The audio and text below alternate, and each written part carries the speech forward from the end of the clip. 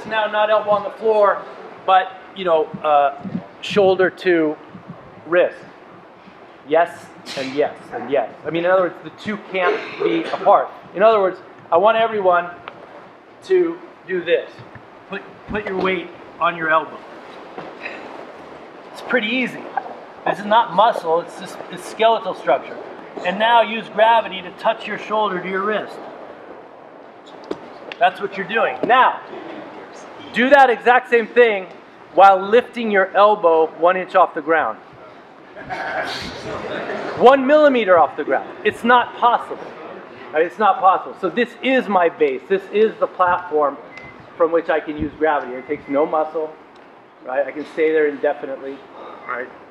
Yeah, exactly. So now let's talk about this in terms of when you're actually fighting and people are resisting. Two things. One, we're just going to keep finishing with the person flat. And what we're going to do is think of the clock choke. So when you do a clock choke, you don't go to 90 degrees and pull real hard and say, why isn't this working? Can you throw it down real quick? Sorry.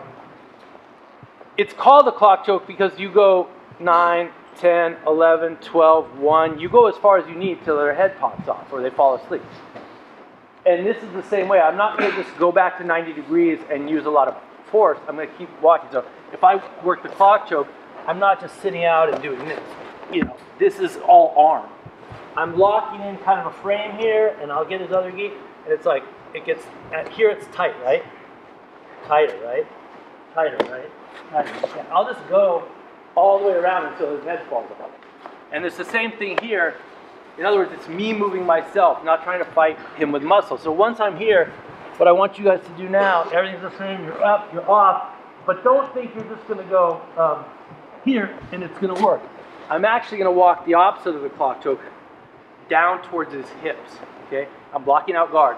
But the more I walk towards his hips, the more direct that line is from my shoulder to my wrist and the more body weight I can use. So I start at 90 and I go away from what I want to open up that kind of puzzle piece. Then I go back to where I was and now I'm fit in. But if he's fighting here and it's hard, I keep walking this way and my ear is going to here eventually. And it's the same thing as the clock choke. Some people who aren't used to it, you'll put it in and they'll be like, some people will tough it out, but you're not waiting for, oh, it should work at 4 or 5 or 6. You're just don't go into half guard, right? You're keeping the guard, but I'll walk until I put my ear on his ear. Nope, well, theoretically, because no one's ever waited that long, but that's my trajectory. We're not going to work it, but when you're passing half guard, you can just make people give you mount and give you the pass because, again, they're going to fall asleep. So you get stuck in half guard, and again, everything that Coach Matt talked about is the same. Maximum surface area, maximum relaxation, maximum cohesion. But now you have two kind of go-tos, other than just how Coach Matt showed you, don't let this knee come in, don't let this hook come in. You're here, but now what you're thinking already is, oh, you know, no matter what you do with your feet, that's kind of personal. I'm looking to get my middle finger in his armpit. And now what I used to do is I just kind of drive either sideways and it'd be his chin, or I drive up and it's kind of a neck crank.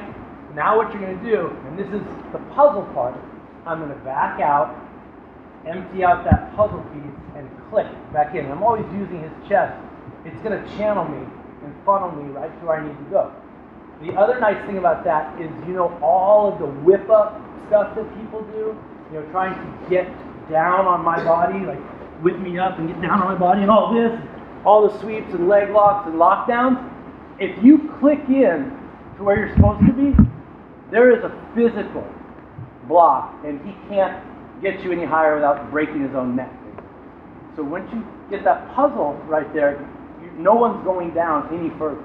So it's a nice place. I can cross-face him, and we're sweaty, and he'll get right to my armpit. And I can neck crank him, and we're sweaty, and he'll get right to my armpit. But if you just invest a little bit in, like, now I'm wrenching on his face, if I would just give that up, relax, do exactly what we did before, which is kind of back off and find his chest, and now get here. He's tapping in a couple of seconds.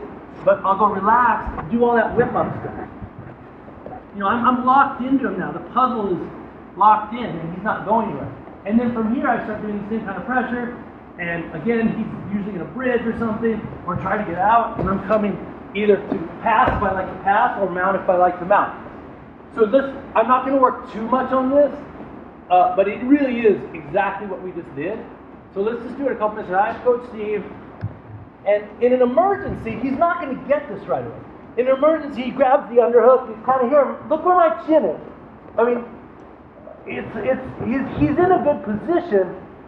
But what happens here is if he just drives into my face, then you know all this game starts happening.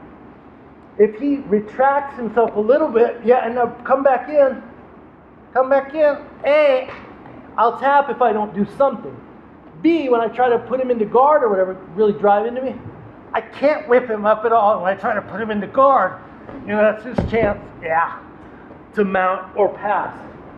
So we're not going to do a lot because that's more of a passing sequence than a straight choke, but it's exactly the same, you know, puzzle piece kind of theory, and it's exact same kind of pressure. You're not doing, like Coach Matt said, you're not doing this and trying to row. You're simply anchoring and using, you know, gravity to sink in there. And then you guys can just play with this a little bit, but I want the person on the bottom 50%, not 100%. Can you get an underhook and go kind of back door? Can you do a lockdown and do that, you know, whip up ring? It shouldn't work basically because mechanically you're just stuck here, and it's really nice for half guard now.